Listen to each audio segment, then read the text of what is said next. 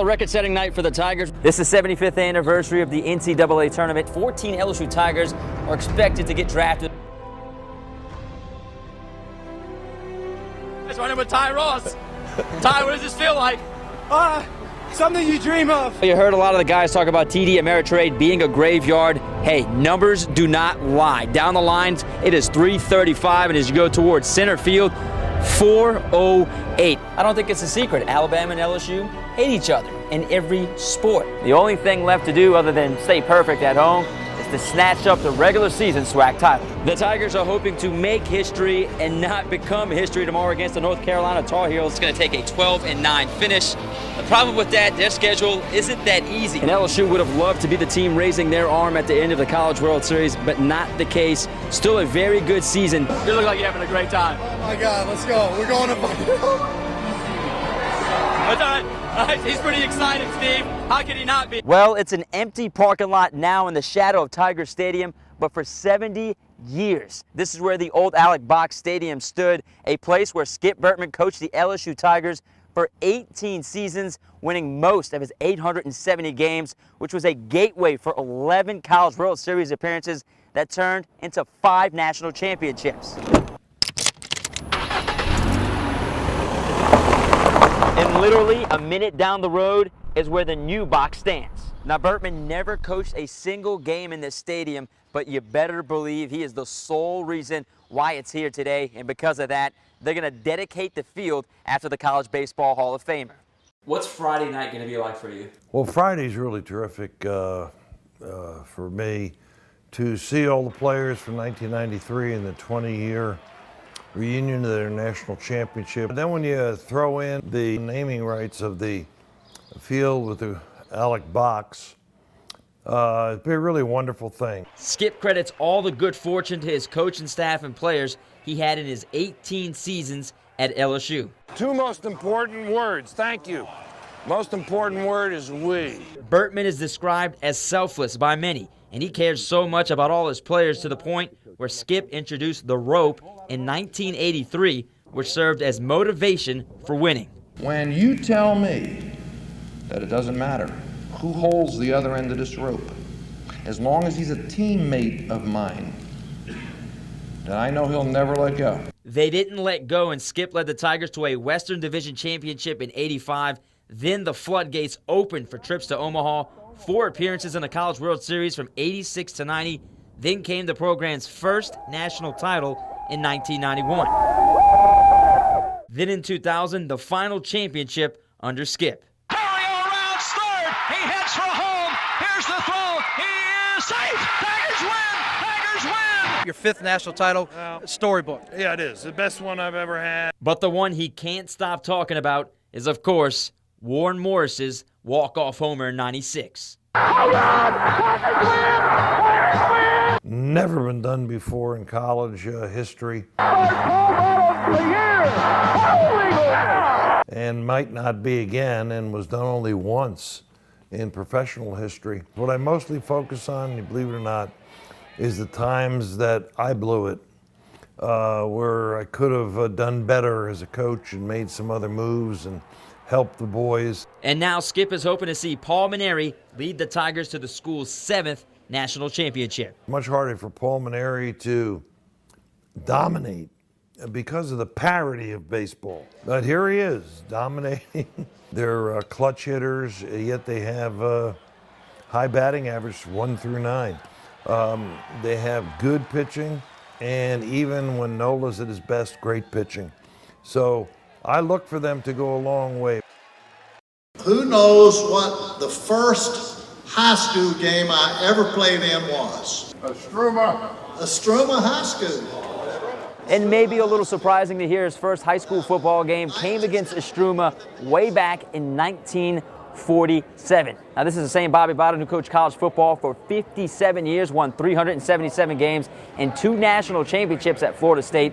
But that's not the only tie he has to Baton Rouge. Once upon a time, he recruited a couple Catholic Bears you might have heard of, Travis Minor and some guy by the name of Warwick Dunn.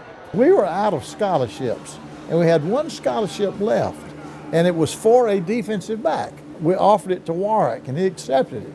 I said, now, Walker, you want to play defense. Once he got in the game, started running the ball, forget about defense.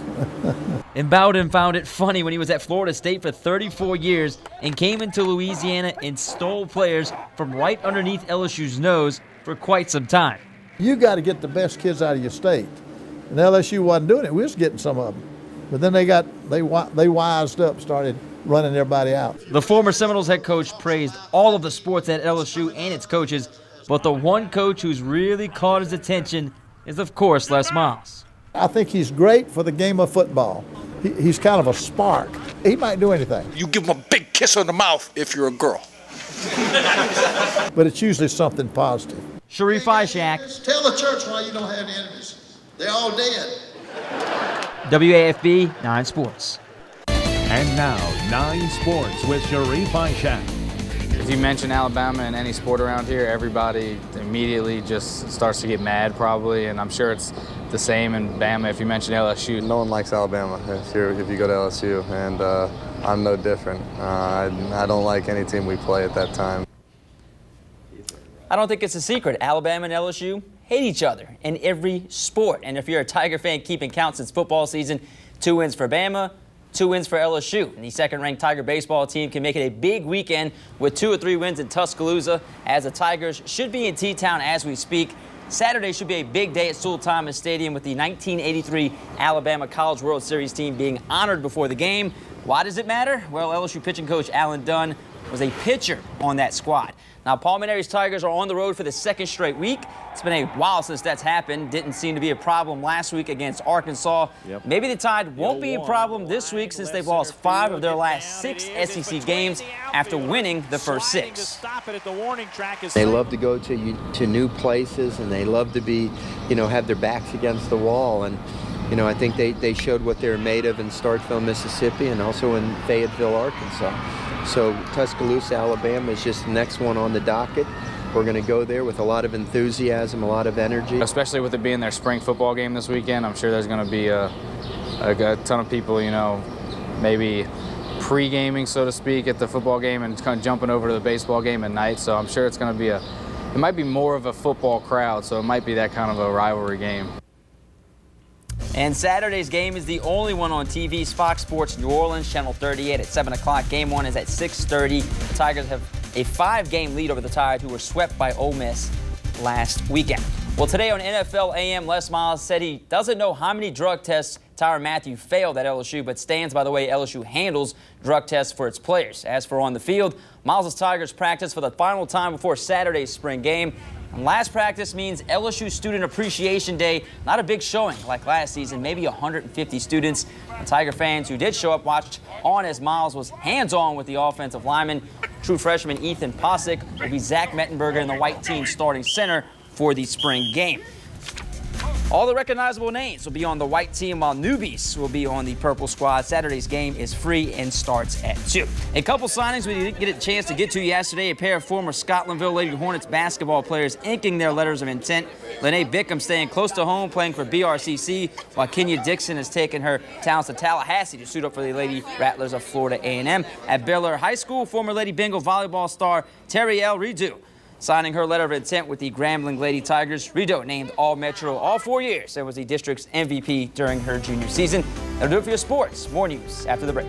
Welcome to the box as the Tigers get ready to face their toughest test to this date in the form of the Kentucky Wildcats. Now, Paul Mainieri said he would like to see his team finish with at least 20 wins in the SEC, and every team that's gone on to finish with that many wins has won the conference. So it's going to take a 12-9 finish. The problem with that, their schedule isn't that easy. Their next 7 series are against teams that are currently in the top 25, including 9th-ranked Kentucky. Now, the Wildcats are set on both sides. Their pitching staff's 2.46 ERA is 3rd in the SEC behind Vandy and Arkansas. The Tigers will get a good look at 3 of those pitchers this weekend: A.J. Reed, Jarrett Grundy, and Corey Luttrell. All, by the way, lefties. Kentucky can also swing it a little bit, top 5 in almost all the offensive categories, including RBI and runs scored. Hey, they can also show a little pop at the plate with 18 homers, which is 3rd best in the conference. They're going to be a challenge. There's no doubt about that. They've got what's becoming a very veteran team. Their leadoff hitter's outstanding. Their 3-hole hitter's outstanding. They got some tough outs in their order. So You know, I can't tell you exactly how we're going to attack them, but you know, there's no secret that NOLA needs are strike throwers, and they're going to try to take the fight to the hitters. You know, they're going to make them hit the ball. They're not going to walk them. The Wildcats may think about walking Mason Katz if they don't want to be a victim to another deep ball by the LSU senior first baseman. Kentucky's Friday night starter, A.J. Reed, said a good place to start is keeping the ball down. It's something the Missouri pitchers didn't live by a week ago. He tagged them for 3 homers and 8 ribbies, which led to Katz being named to National Player of the Week for the 2nd time in 3 weeks. Katz has 13 homers and leads the nation with 49 ribbies. But can he keep this tear up for the rest of the season? Let's hope that he stays hot. He may not hit 13 home runs or drive in 50 runs in the second half of the season, but he could still have a great year. And we may not go 26-2 in the second half of the season and still have a great year. Every at-bat's a new situation depending on what my team needs. You know, I have the chance to swing for the fences, so it's you know, it all depends on situations, and so you just try to live, you know, every at-bat separately. He's such a veteran now, and he works hard, he's smart, he studies the game, he knows what pitchers are trying to do to him. He looks for certain pitches in certain situations. Now, it's been more than the homers and RBI for number 8. He's hitting .419, 99 points higher than last season, and only 15 strikeouts in 128 at-bats. Last season, he whipped 52 times, on pace for that not to happen again. By the way, he had 13 homers all last season. Now it's at 7 o'clock. First pitch for this top 10 matchup. The Cats 22-6 and 6-3 in the SEC. Looking for a common opponent. They both played Mississippi State and both won those series. And Steve Baldwin said he expects the largest crowd all weekend for this series. And by the way, I decided to wear Kentucky blue, and I did not know that, Steve. And everyone at the box so far are giving me a hard time about wearing Kentucky blue. I didn't mean to do that, though, All Steve. 10,000 of them told you about it, I'm sure.